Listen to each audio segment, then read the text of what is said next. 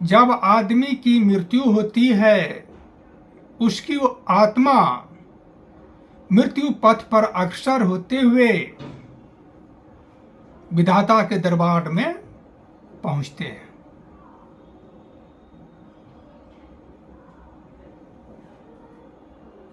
विधाता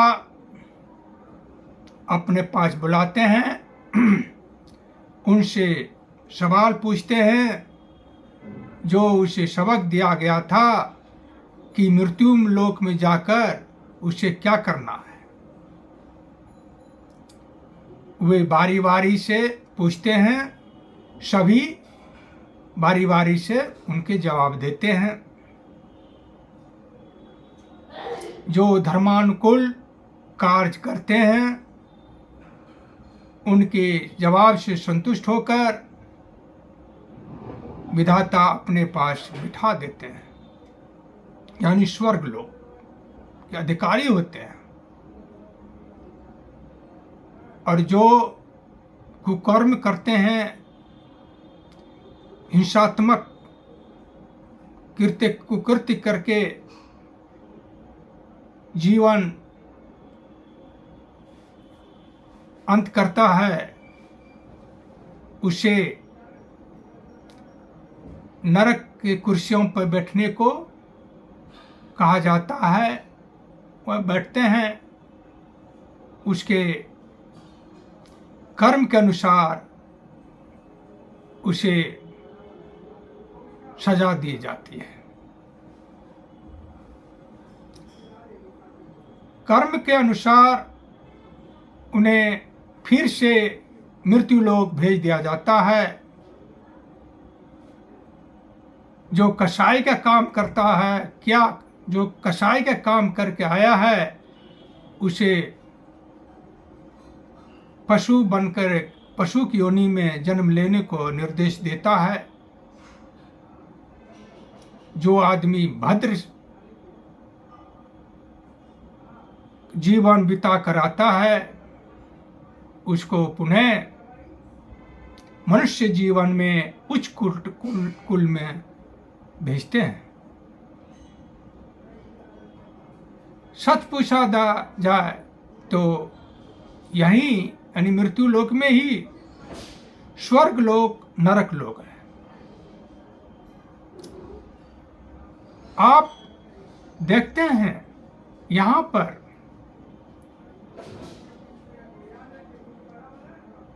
कोई सुख सुविधा से संपन्न रहता है, कुछ दुख दरिद्रता में जीवन बिताता है। यह पिछले जन्म का कर्म फल है। उनके जीवन में, इस जीवन में क्या क्या करना है, ये विधाता द्वारा पहले से निर्धारित रहता है।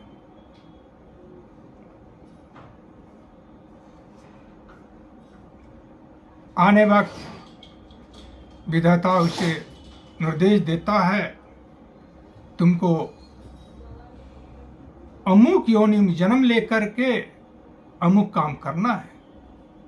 लेकिन यहाँ आने के बाद वे अहंकारवश, मोहवश विधाता की कही हुई बातों को भूल जाता है और अपने कर्म धर्म से भटक जाता है और वे अपनी मनमर्जी से जीवन यापन करने लगता है। एक वह आदमी है जो विधाता के वचन को पोटली में बांधे रखता है और उन्हीं के अनुसार से जीवन यापन करता है, सत्य मार्ग पर चलता है, सात्विक बातों पर ज्यादा ध्यान देता है, सात्विक जीवन यापन करता है, हिंसात्मक बातों से दूर रहते हैं, वो शाकाहारी होते हैं, अहिंसक बातों पर ज्यादा विश्वास करते हैं,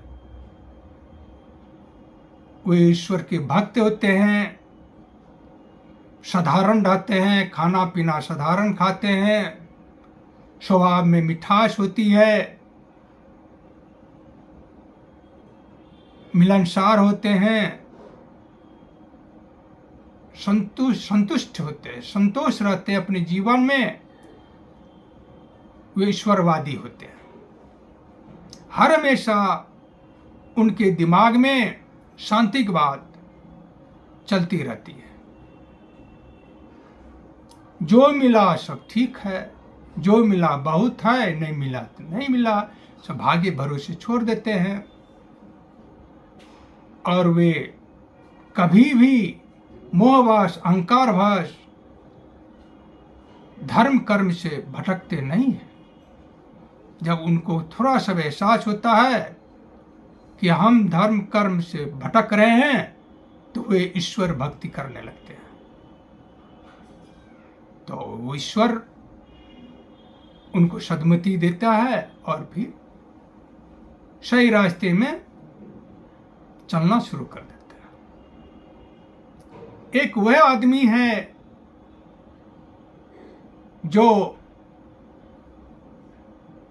पिछले जन्म का प्रभाव रहता है, वह अपने मनमर्जी से कार्य करता है, उसको अहम भावना होती है कि जो है हम ही हैं, ईश्वर नाम की कोई चीज नहीं है। नास्तिक होते हैं, ईश्वर विश्वास नहीं करते हैं, जो देखता है वो वही है। वे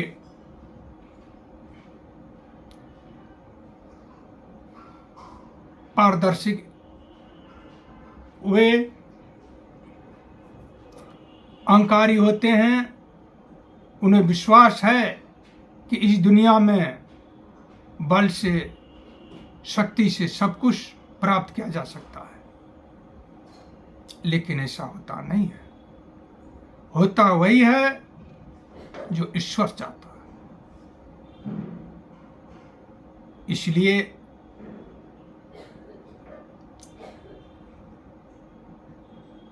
विधाता प्राणी को मृत्यु लोक में भेजकर सुधारने का मौका देते हैं। जो आदमी अपने धर्म पर चलकर पिछले जन्म की गलतियों को सुधार लेते हैं, ईश्वर की चिंतन मनन करते हैं, उनके कहे अनुसार कार्य करते हैं, पथ पर चलते हैं, वे वहां जाकर विधाता के दरबार में सम्मानित होते हैं। एक वे हैं जो अपने आप को अमर समझता है।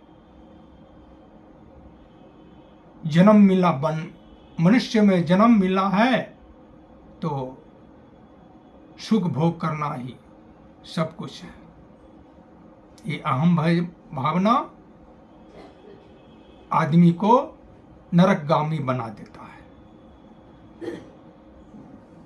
इसलिए संत मार्ग पर चलना चाहिए। इसी में सुखी है जीवन, इसी में सुखी जीवन है, शांतिमय है।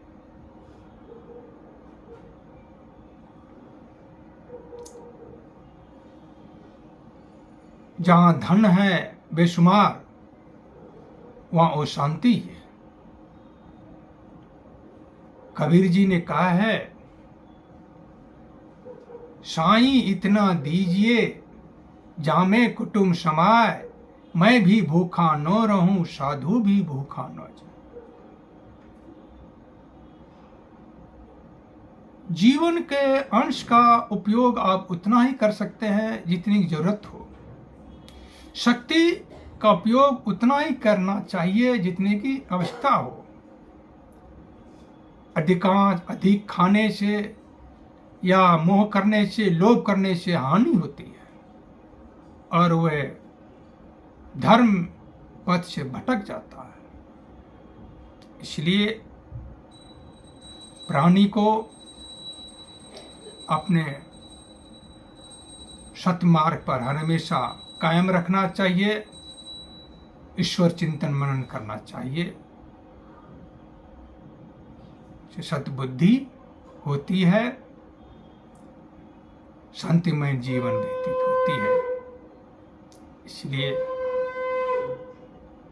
निवेदन है कि ये अमूल्य जीवन जो मिला है उसे आप धर्मानुकूल व्यतीत करें। बस आज इतना ही। नमस्कार, धन्यवाद।